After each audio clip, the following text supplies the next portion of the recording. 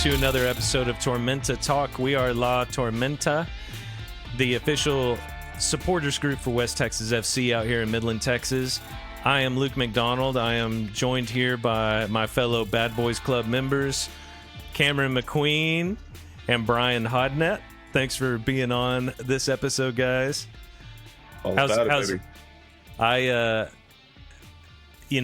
We're recording this on Monday night, so it's just a few nights ago that we had our latest game, which luckily was a win, a pretty comfortable 4-0 win against Arkansas.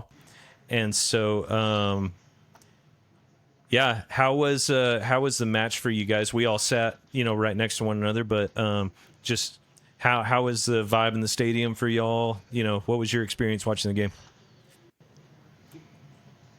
Man, I would just say it was a blast. It was great to see another clean sheet. I want to say in the previous 4 games, we've conceded 2 goals. Does that sound about right? I believe that's correct. I think that's right. So, I mean, last time I was on here, we talked a little bit of struggles on defense and stuff. I don't see it anymore. I mean, it is absolutely turned the corner. Defense is playing phenomenal, and then we created so many chances. I mean, if you would have shown me that game without a scoreboard and then at the end said, yeah, it was 8-0, I'd have been like, oh yeah, interesting. Should have been 8-0. Right, it very well could have been. Yeah, Brian, how was it for you, man? Man, I don't know. Whenever you get a 4-0, it's just very disappointing. I don't get it, man. I really like the struggle. I like the struggle bus. I don't at all. Dude, it was awesome. It was so much fun. It's when you go up 1, 2, 3, 4, you get to do so many more chants, have so much more fun. You're moving around more fluidly. You're like, okay, yeah, I can go get a concession. Yeah, whatever. We're having a great time. The guys. We're playing with their food a bit, but man, they sure showed out. It was nice. Arkansas is a tough team, and like we said, could have went a little different, but controlled it from the top, finished the game out strong. Love to see it. Yeah, and I think there's a lot of really good things to talk about tonight. Mm-hmm. I did this morning get to go out to the West Texas FC soccer camp and say hey to the guys, and it was interesting being so close to the match because it's still fresh, right? You can tell it's fresh on their bodies. It just the physical toll was something I really kind of woke up to. When you see them just kind of week in, week out doing what they do, running as much as they do, you just think these guys aren't human beings. You forget that there's a real toll that it takes on your body, and you could tell that the guys who where a lot was asked of them, they had a little bit of a lighter practice today, right? Just as far as physically, still looking sharp, still looking good, but clearly kind of needing to kind of recuperate a little bit. And after that match, it's I'm not surprised at all. Again, it makes perfect sense, but like I said, I just have forgotten about it. But what a fun game, man. And we've got a lot to talk about. So we're going to be talking about the match. We're going to be looking at kind of some of the players that stood out. We're also going to be looking ahead. Our next game is actually on a Thursday. So we've kind of, I don't know about y'all, I've gotten into this routine of weekends. And so the Thursday thing is really kind of throwing me for a loop a little bit. Right. But our next match is not far away, and it's against the team that's currently number 1 in the Lone Star Division, Oklahoma. So it's a very, very vital match for West Texas, and one that I think is vital for Oklahoma too, if they're gonna, maintain that position. So Cam and I were just talking a little bit about kind of the playoff system, and we'll kind of go into that a little bit. I needed clarity on that. And so I'm sure some other people listening might need it. I am also repping Scotland here for the Fenton crew. Scott and Lucas both. We got to chat some Scotland national team today too. So I was like, hey, I'm gonna wear that today, man. Nice. So full send, man. Why don't we start kind of what's become a bit of a routine for us? Let's talk about some of the potential player of the match, and then who your official pick is. Cameron, you want to take it away first? Yeah, man. After a game like that, it's tough. Obviously it can be tough in the other direction if you have a terrible game, right? But luckily, back to a podcast y'all had a long time ago, embarrassment of riches, right? Yep. It just there's just so many options to choose. I felt like our defensive line was just very quietly amazing, and to where there was no stress or worries. Not to say Arkansas had zero chances, but even their chances didn't seem very threatening. And that was because of great play from our defensive line and our keeper, both keepers that got time in. As always, Antoine Marquez, Apia, just doesn't quit. And I hate to use a basketball reference, but he's just got that competitive drive of like a Kobe Bryant. I mean, as soon as he's on the field, that switch turns on. He's nobody's friend. He is ready to go for the throw and get it done. And he does all these little things to play the mental game, the head games, and it's just so fun to watch. And then Marcel. Man, every time I see Marcel in the midfield, I know, like, we're going to dominate the midfield. They're going to have a hard time getting through our lines, and we're going to be busting their lines. And so, man, with all that said, I think I'm going to run with Marcel as my pick for the man of the match. Great pick. How about you, Brian? Man, Apia, 10 toes down. That header, that curling banger. Oh, yes. I mean, look, man, the offense usually gets man of the match, right? But those two things were special. That header, that's an effort play. He had time to set up and pick his shot and kind of tee up and say, about there for that curler. Yeah. That header, man, the hustle through the day, everything else till he got subbed out there close to the end. If I was going to do second place, defensive line, yes, absolutely. Midfield really showed me something. They shored up some stuff. Absolutely. Carrick was playing right back. They had some different guys mixed in and out of there. Midfield, they did it. It was great. We had a lot of fun watching a couple of our weapons get out there between, Leo and this and that, right? But Apia, then midfield, defense, definitely a nod. Another clean sheets, obviously what we want every match. But, yeah, Apia's my guy. Yeah, I think all those are great picks. And it makes me happy because I love going last because, I still don't know who to pick. And when you guys pick somebody, it feels like, oh, I get to pick somebody else. So because I think the whole game we were talking about Marcel just was playing with so much tenacity. I think the press won us this game. And that was when we didn't have the ball, we had 11 defensive players. I mean, every single person was fighting hard for the ball, and I loved seeing that. I really think it impresses me whenever – I mean, I'm always impressed whenever we have some, silky play up front and we have some passes going around and beautiful goals scored. But there's something about when you lose the ball and those guys who are capable of that, just bust their lungs to get to the ball, no matter where it's at. That's the fire. And honestly, you can, if you watch that match back, there is every single person who's on the pitch at any given point in time works hard to get the ball back. And at one point when I was watching, I just realized that's the identity of the team, right? Is that everyone wants to win the game and they recognize what it takes to win it, and they're willing to all do dirty work because it's about the team. It's about winning the game. So yeah. I think my player of the match would have to be Leo. I think 3 out of those 4 goals, we have a lot to thank Leo for. Not that the other people involved in those goals didn't have some work to do, but 3 of those started with just some insane play on that right wing. How many times did you and I make eye contact and say, what? Yeah. Very shifty on Leo's part. Yeah, I think Chris was calling him the human pinball machine because it's just the ball was, constantly moving and somehow Leo just kept it, and I made a lot of stink faces after Leo did a passage of play, just looking at Brian going, just like, like, "Weird." yeah. bam.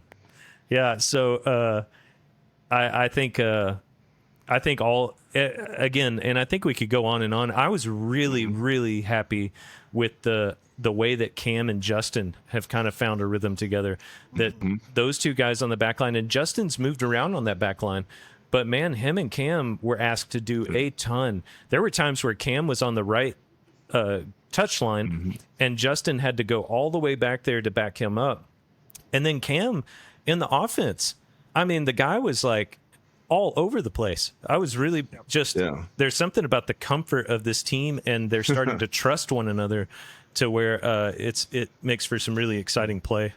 Yeah, Adam impressed me, man. Yeah. He had a body. He really came in, had a great match. Like I'm saying, for an 18-year-old, he made sure he told me I misprofiled him, but he's 18. Using that body, using that physicality, and got that nice little sweet goal. Yep. I mean, it's a lot of fun to watch. And he's one who really worked hard too on defense.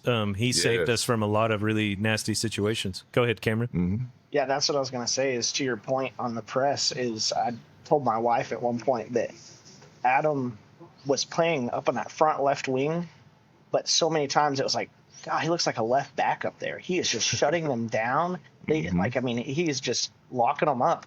And then to just further prove my point, we made a sub, and where did Adam go? He got moved to left back because he's got that skill set, and he just played physical all the way up until the point that he was injured, but he worked hard, and he was hungry to be in that game, to be in the starting lineup. You could tell that he's got a major drive behind him. Yep. But that whole left side, Ryan did a lot of great work over on the left side, working with Adam. And then I think Appia's crazy bender goal was assisted by Justin right over there on that left side. What a real pass. Slick pass, yeah. Yeah, and, that goes, maybe man of the match is actually our coaching staff, all three of them, because the way that the team is starting to rotate in and out, like when one player, it's almost like they all know they don't have to stay in that position, right? It's not like they have a little bubble that they can't go outside of, because you'll find, Adem on the right-hand side on the touchline, maybe near the back, but there's always someone slotting in to replace that spot. And they do it on the defense, which I really don't see that much. I was blown away by just how fluid our team is, and we talk, I feel like that's kind of a talking point in football in general right now with, it's one of the strengths of a team like PSG. They can just all do everything. Well, look how many people we've been throwing, from the front line to the defense. I think of Alberto in one game, Justin moving all over. Merchik spent more of the game, right on behind the goal as he did, playing left back. So Carrick at right back. Yeah. I mean, move from the mid to the right back. I mean, you saw Appia shift to left wing. I mean, talk about trust by the coaching staff to put these guys and say, fill it in, move your spots, let them play. Yeah. I mean, of course, they're making adjustments on the sideline. They're pulling them over and making, move here, move there, but they're letting them flow. That's where you see beautiful game. Yeah. Let them flow. Let them let them feel it. Yeah. And I don't know what Kanata, what kind of engine that guy's running, but oh my Lord, that guy in the middle of the pitch was just dominating. I mean, he was suffocating, and he got some good shots in, man, and took some good shots too. Some of those chances, especially maybe the first 20 minutes, he had 3 that it was like, this is it, it's going in, and man, so close. It was also my first good look at Ian. I know he had played in Houston, but it's so tough on the stream. Oh, yeah. But, he had one that hit the crossbar. I was certain it was in. Cam hit the crossbar. It's – and then I don't know if we can pick a player of the match from the other team, but the goalkeeper. Yes. What did he tell us on the way out, Luke? What did he tell us? Yeah, he looked up at the supporter section. He said, I don't know who does a highlight reel, but I need to be on it. And we all like clapped and we said, we agree, you know? Absolutely. Yeah, he's the reason it wasn't 10-0. That's right. I mean, he had some really great, he had one like kind of double save moment. Can't remember who it is that shot it, maybe Leo, but, and then, you know, it's hard. Like you just want to mention every player, which we basically have, but it's true. They really all did play that well. Yeah. If we missed any of you guys, if you're listening, we're sorry. Y'all all played amazing. The subs, the starters, Yeah. Yep. from the jump. Back to what Luke said earlier about it, the coaching staff, it's phenomenal. And then, like Brian was saying, they're pulling them to the side, making these little adjustments before they sub them in. And it's like, it's brilliant because it's like you've now got the voice of your coach going out onto the field to give that update of, hey, this is what we're doing now, which is, I mean, it just worked out great. Yeah, not to mention the fact that, and I didn't notice this watching the game, probably just you're in it and you're kind of, you know, caught up in the game, but watching back to the film, every single time that we came to the bench, whether it was, you know, in between goals or a water break or halftime, when we went out to the pitch, we looked more dangerous than before. And again, that's credit. You know, I think at one point, Coach Scotty grabbed the board with all the little pegs on it, and we all looked at each other like, "Uh-oh, it's about to get real." You know, Yeah, mad scientist. That's right. Yeah, so I'm curious for you guys. You know, there's almost too much good to talk about, right, for this game, but. Oh.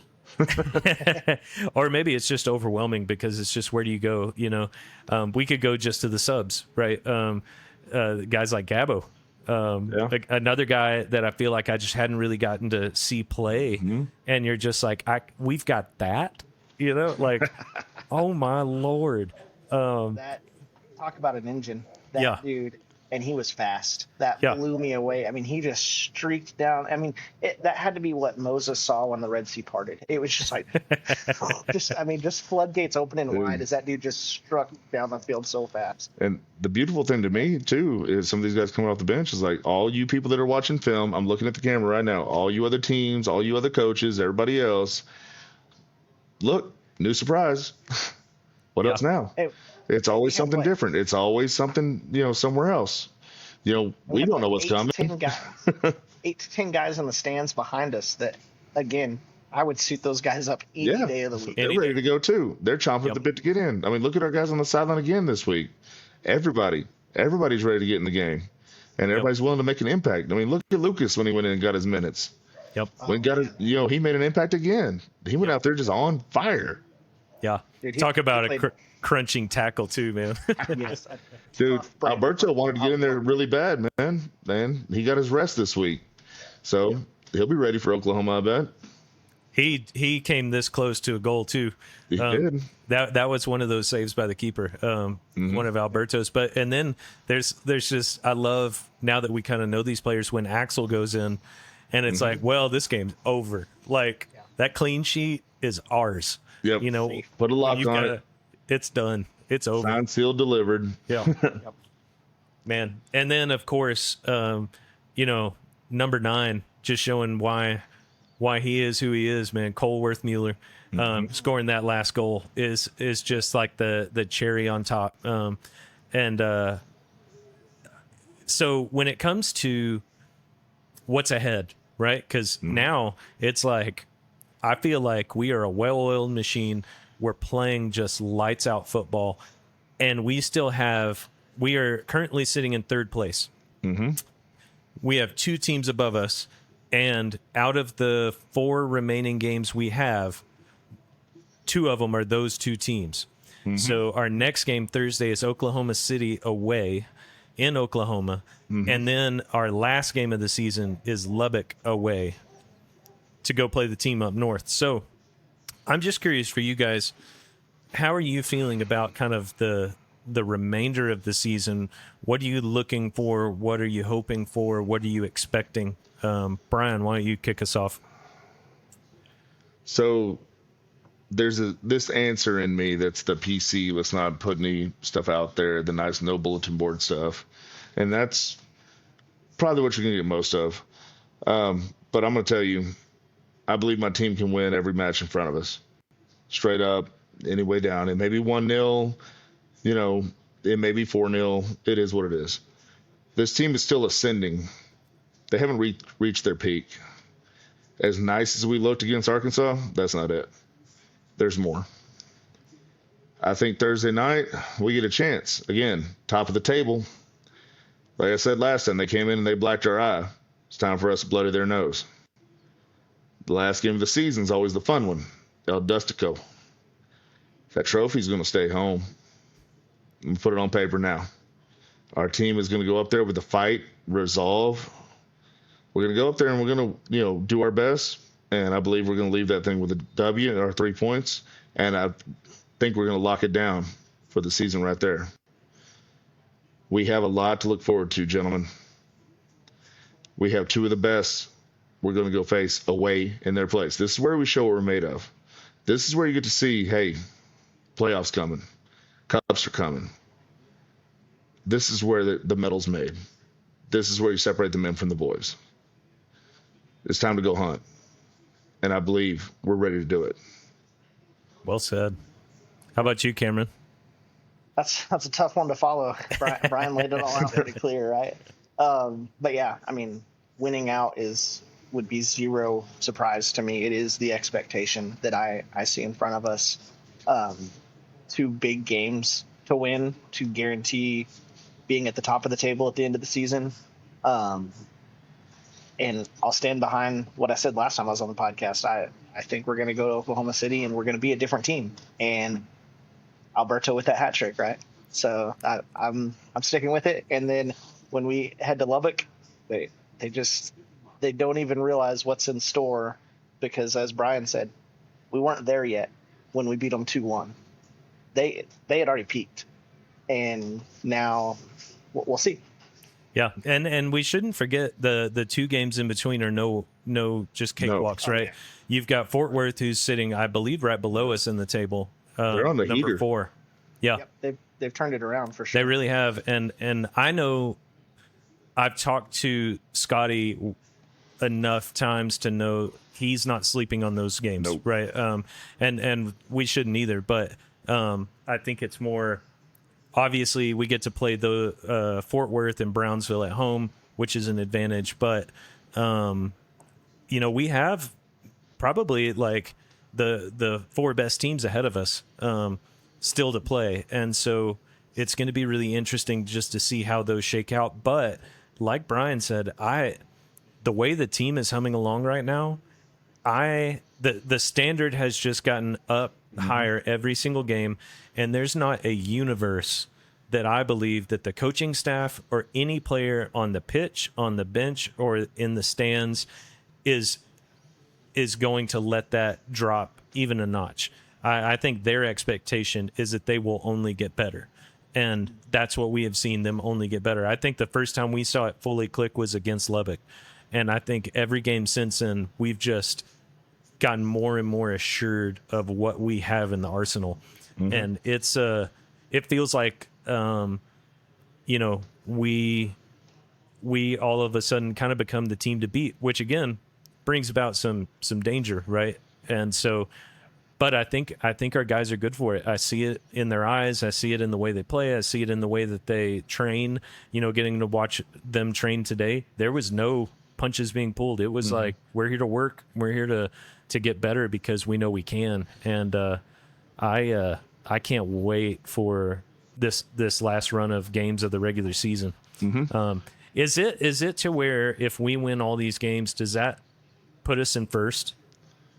Well, like, is it in our hands to finish top of the table? I believe it is, really and truly. I haven't done the math, but I can't see a world where we beat both Oklahoma and Lubbock and don't accomplish that. Now, the only hitch, if I'm not mistaken, y'all correct me if I'm wrong, goal differential. Right now, we're equal with Oklahoma. So if we beat Oklahoma, they have a draw and a loss against us. So that would increase our goal differential against them. If we beat Lubbock, that's 2 losses for Lubbock. Doesn't matter if they draw or not at that point. Done. Right. Yeah. Right? So then that puts us up there, especially goal differential. So really and truly, it's in our hands. last year we needed a little luck. We needed Laredo and Brownsville to do a little something, needed this and that, and Laredo won a cool free kick and put us in first place. The road for the playoffs to go through Midland is in these fellas' hands. Yeah. These lads right here at home. And I believe they can capture that, and I believe they can take it, and then I believe they can take us to the mountaintop. So it's not mathematically assured if we win every game, but it is. It would put us tied on points with Oklahoma City, and so if our goal differential is higher than theirs, then we would beat that tiebreaker and finish top of the I would table. assume so, because the head-to-heads cross out at that point. They beat us Right. at home, we beat them at home. If everything goes the way we say it's going to go, Right. so then it's just run the scores up, do as much as you can, because who knows who they play next. I think they're same level games as us. I think Lubbock's won a head game of with us. That's correct. So at that point, it's whoever you play, try to run the score up as much as you can, because I know they will. So if we want to really host playoff games through Midland, they got to finish the job. That starts with Oklahoma, that finishes with Lubbock. Win and win big. Yeah. Yeah, and that also ties into the playoff discussion we were having earlier, Luke, of that obviously winning your conference matters for home conference games. Then when you face other champions of conferences, that goal differential is where it really kicks in. It's important to have that good goal differential, because that's the tiebreaker at that point, and that's what's going to determine, outside of some asterisks, but for the most part, that's what's going to determine if we're taking these long road trips or if people are taking long road trips to us. Yeah. And those playoff games happen fast. They are. Last year, it was like, holy cow, every time I turn around, there's a freaking playoff game over and over Wednesday, Saturday. Yes, exhausting, but so much fun. And Yeah. especially whenever our boys get to stay home and just keep having people come to us. I see us going real far in that situation. Yeah. And having a deep squad, man, that's when you really rely on that. And I'm so thankful that our guys have it's got to be tough. Like, fighting for minutes among this crew has to just be brutal. And I really applaud every one of them who are sticking it out, who are dueling, who believe. And again, I think we've seen almost all of them play enough to know, like, it's a toss up between a lot of these guys. Like, there's not a single player that I'm surprised if they start. It's more like, oh man, he must have had a really good week, because I think they're all at that level. I think we've seen a couple of guys who consistently get on the pitch, but if some of those guys are on the bench, which they have been at different times, it doesn't surprise me, and I'm not upset about it. I'm not worried about it. It's like a fill in the blank is getting the start, and so is not even on the bench. Okay, interesting, man. This would be fun. Bummer for them, but at the same time, that's, I guess, kind of the gig, and that's part of what Scotty's built an identity that goes beyond single people getting what they want, and it's much more about the identity of the team and the team getting what the team wants. Yeah. Well, after you and Chris pulled off, Luke, we're sitting over there hanging out with some friends of ours, and then a couple players start pulling out, and of course Lucas Fenton comes up, and we asked him about the match and everything else, and of course he said, man, it's tough out here. Tough getting in their game. Iron sharpens iron. We're playing. It's tough.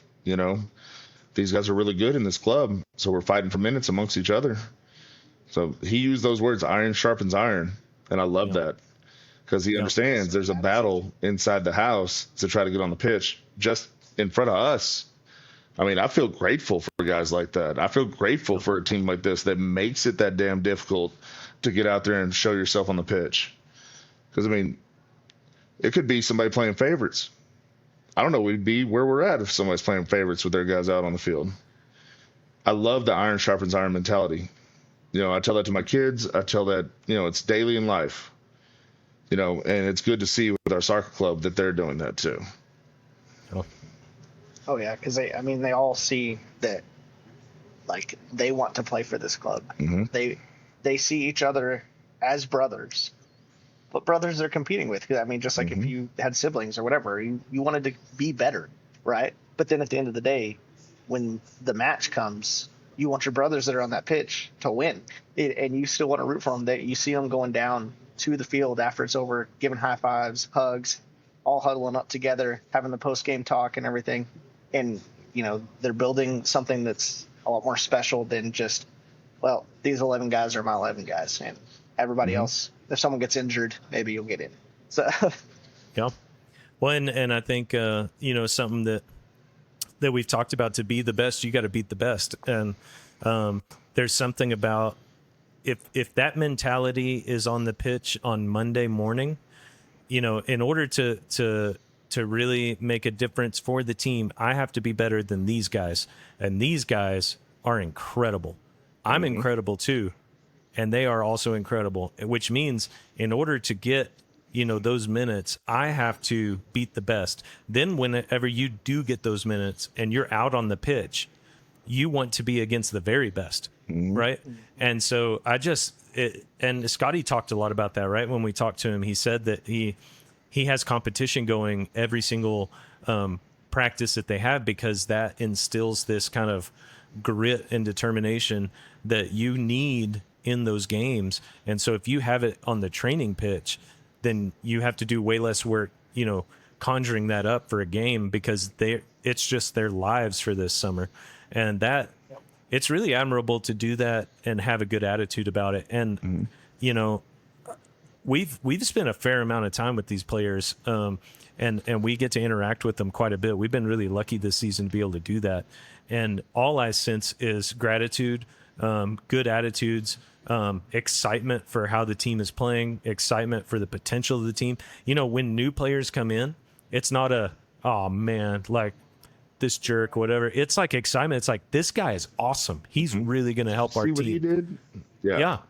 And that takes like a seriously mature individual to be able to kind of have that mentality and attitude. And I'm really impressed by every single one of these guys. And again, couldn't be more proud to have them representing my community and my team. Like, that's, if it doesn't matter where you finish in the table when you do it that way. But kind of like we talked with Jason Cannon, one of the owners at the tailgate before the game, which, another plug for the tailgate, you get to talk to the coaches and players and ownership, you get to talk to everybody. But he said, that this season they believed that we could still be competitive and do it the right way, that we can have it all.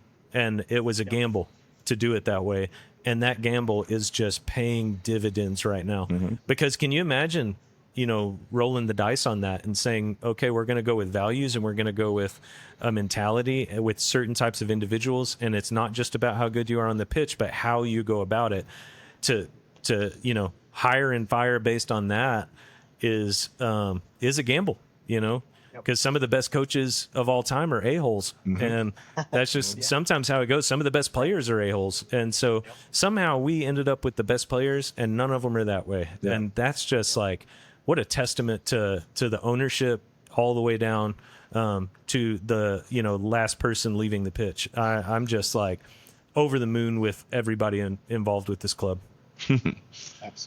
Yeah. Well, Scotty told us in that coach's meet and greet and said, look, it's about character. It's not about, performance. So we're seeing that. We have performance, and we also have character. How many guys after that loss against Oklahoma were apologetic? How many were really genuinely excited after that win against Lubbock? How many were over the moon when we beat Arkansas? I mean, look at these guys, man. And they're happy for each other. It's a brotherhood. Yeah, they want more minutes if they didn't get a lot of minutes. That's natural. Oh, yeah, they should. I would be mad if they didn't. Yeah. Right. Yeah. So you're watching competition. You're watching healthy competition. And it's making them all better. I mean, every match, you're seeing improvement from every player out there. Even if it's a position that they're not familiar with, they're getting better at something. And that's got to be scary for the rest of the table. That's got to be scary to see that we haven't peaked yet. We're still ascending. Yeah. These guys right here, I mean, Thursday night's going to show us. It's going to be a medal test. To be the man, you got to beat the man. We're the champs till we ain't. We won Lone Star Conference last year. And I think we're going to win it again. Now, Thursday night starts with Oklahoma. and we're gonna see this brotherhood come up on a road trip. It's a long ways up there, but you're gonna see that bond. You're gonna see that family. This is that brotherhood, man. All gas, no brakes, everything they got on that pitch up in Oklahoma instead of how many thousand they have on Military Appreciation Night. By the way, good job, Oklahoma. Love that. Yeah. So we're gonna go up there and we're gonna steal the show. It's gonna be a nice night. Yep. Cameron, what have you seen, from kind of your vantage point as far as the progression of the team and where you think, what's that next step? What's the next step for West Texas FC? Man, first off, just like what we were just talking about, the character side of things, it just shows in spades that, into the game, what's the first thing you see those guys doing? Coming by to all of us that have been sitting right behind their seats, cheering them on, and they're saying thank you. Like, so glad you came out. They're excited to see us, like as if we're something special. And it's like, no, we're excited to see you guys. Like, we love what you're doing for our community. And it's not just the players. I was telling my wife again just the other day that, I think it's Mateo, the goalkeeping coach. Mm-hmm. Like, he is, whether it's at the watch party or at the end of a game, first thing he does is come give fives to everybody. Last thing he does, come give fives and shake hands and stuff, and say a very genuine, thank y'all for being here. Thank you. And so that's just like Scotty said, that's the important stuff right there, right? Mm-hmm. That's, showing these guys how to become good men, right? That's so much more important than, going 10-0 or 0-10 or whatever it may be. But then in terms of the pitch, I think it is realizing our potential is the next step. Last year, I think we had a squad that could have won it all. You started seeing some pieces kind of near the end of the season, maybe injuries or maybe moved on to different opportunities or whatever it may have been. But we got pretty skinny on the squad there. And It was, at times it was like, oof, I don't know if we have any subs. And, we saw that from Arkansas. They had one sub on the bench, and that's a rough spot to be in. In this heat. Yep. Yeah, exactly. And then especially when you come up against really stiff competition, it's one thing early in the season when everybody's trying to figure stuff out. But whenever you get 3 rounds deep in the playoffs and you're playing legit contenders at that point, and you don't have anything to turn to whenever someone's having an off night, whenever someone, pulls a hammy or whatever it may be, you're just kind of like, well, assistant coach, can you suit up? Because that's kind of where we're at in the depth. But luckily, that's not where we're sitting today. And that's super exciting to see that almost all the pieces that we brought in are still here. They're sitting behind us in the stands, cheering their guys on. And I think we've got some other guys that are ready to go that aren't even a part of that group yet. Some local talent and stuff like that. And so just super exciting. But then to see us now take that and realize that potential to really get to where I think we could, which honestly is winning the NPSL. I really think we could do that. Yeah. No, and I think last year we saw it was always going to be interesting, right? Once you got out of the Lone Star division, because these are the teams we know. Everything after that is like an unknown, right? I mean, we don't watch game film on all these other teams. We don't kind of know their history, their background. Right. And I think we saw like this is doable. Like this is attainable. This division is a very good division. I would back any of the teams that win this division to do really well and go really deep. And I think if we can make it out of here, especially if we can top this division, I would back us. I really would. Especially if we can keep this squad together. I think that'll be the key. And I feel like the coaching staff and the culture that we built has gone a long ways to make sure that happens. But and I'm glad you mentioned the coaches. Scotty told us there was one game last year he was kind of ready to suit up. It was like it was looking that thin where it was like, all right, I'm ready. And I saw him play today. Kicking the ball around with everybody, and it was like, all right, I'd take him. I saw Mateo playing in goal during training, and it was like, I would back that dude, man. And we hadn't even mentioned, and it would be a shame to not mention Pedro. We got to see Pedro for the first time out on the pitch, and his first move was he was sitting on the 50-yard line. Man, it scared me, man. just, it was oozing out of his ears. Yeah. Confidence and the stability when the ball came to his feet. Every single one of our keepers has it. Yeah. But it just blew me away that, like, if you're gonna call anything a third string or team or whatever, like, it's still there. You know, like, Keegan not even suited up because we know that Santi and Pedro can handle it, and they both got minutes. And guess what? Clean sheet. And Yep. so, man, I was blown away by Pedro. Yeah, there's no such thing as a third string on this team. You have situational components.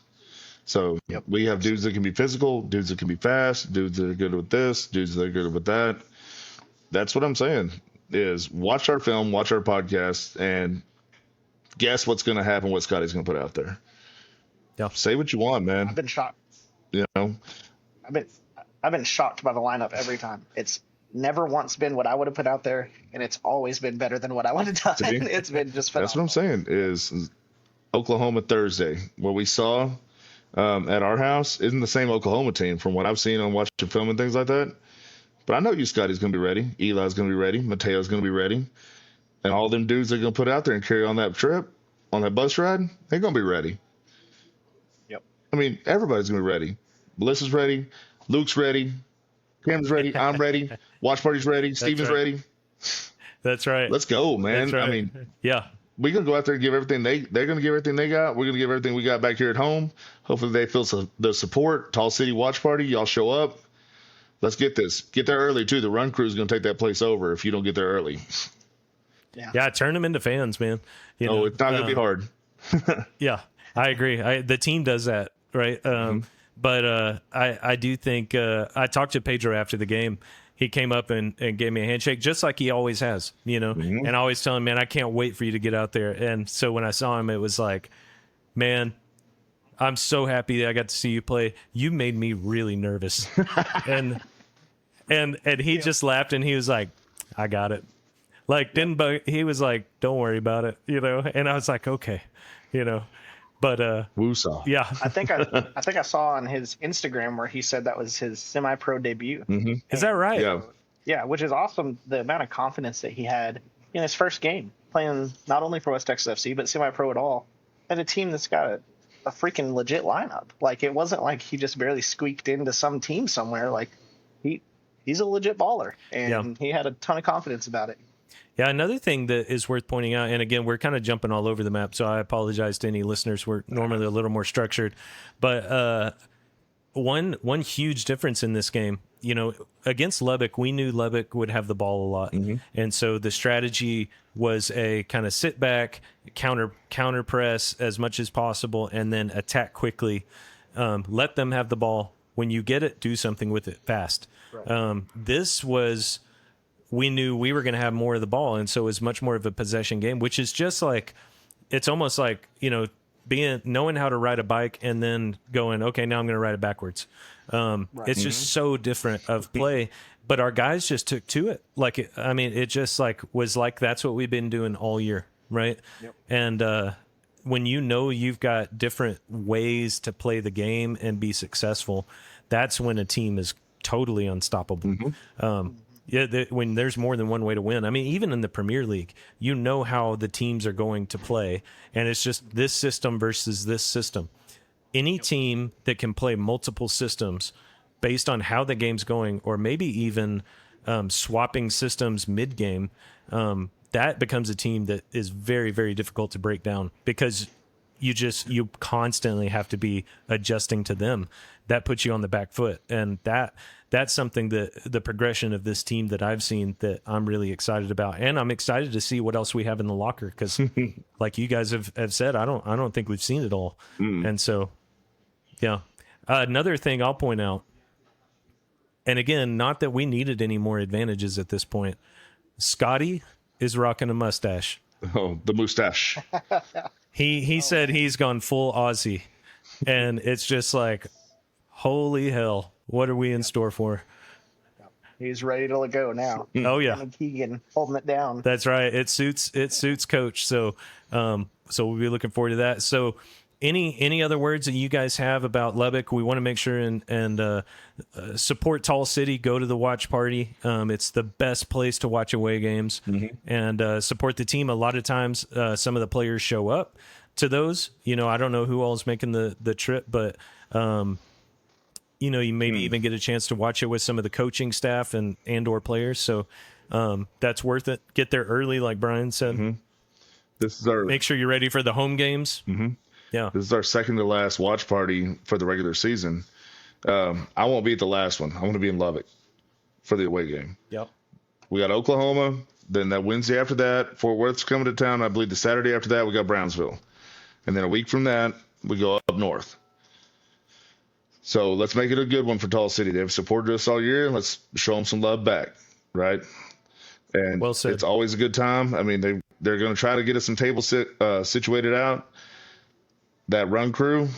And if you like to run, you want to do 5Ks, shout out to the run crew. They're awesome people, very nice, very positive. If you don't like to run, you can walk. They'll do all the whole thing. I've been in there for a couple of them as a guest. Super class people, top notch. But Very cool. we need to get them involved with our soccer club here. They can definitely come help support. But definitely come check us out at Tall City, and then after that, a couple home games, an away game, and then hopefully hosting some playoff games. So it's going to be a great run, gentlemen. And anybody who does want to go to the Lubbock game, hit us up if you need a ride, man. There's a crew going. So, if you want to roll up there with us, just let us know you're going. Let us know you need a ride. Let us know you want us to save you a seat next to us, right? I mean, we're going into an intense place. So, it's a little better if we're in a pack. Let us know if you have a party bus that you want to drive down there. That'd be cool too. We're here for that. We'd be glad to mooch. Yeah. So any last words there, Cameron? Man, I just want to give hats off to Arkansas. Yeah. They seem to be very classy in defeat. Yep. They were, still handshaking our other players. They, came by and, the goalie spoke to us. They were cleaning up the mess that they had on the bench or whatever. Just in general, you didn't see it get nasty and turn into a bunch of red cards or any of that kind of stuff. And so just major hats off to that organization that, hey, you didn't have your best game, but you still had great character. And so I appreciate that. Yep, absolutely. Yeah, I'm glad you pointed that out. Yeah, several of the players came by and kind of gave us some claps, and it was like, man, that's got to be brutal. And they really did play a good game. I think they had several opportunities, and unfortunately for them, our guys were just up to the task. And I really I would, if I was an Arkansas supporter, I'd be really proud of that team. Oh yeah. Kind of like we've talked about, because you can tell that they've built a culture of high character as well. So I'm glad you pointed that out. Hats off to them. Very nice. Guys, home stretch. Everybody watching, everybody else. All gas, no brakes from here. You need to send it home. Absolutely. Our destiny is in our hands, in these fellas' hands. Yep. Hey, win out. Control your own destiny. Don't do as much. Don't try as hard, whatever. Leave it up to whatever happens. Go do the thing. Go win. And let's have some fun at home for the playoffs, guys. Let's do this. Yep. All right, and on that, we'll call this meeting of the Bad Boys Club to adjourn, and we will see you guys at Tall City on Thursday.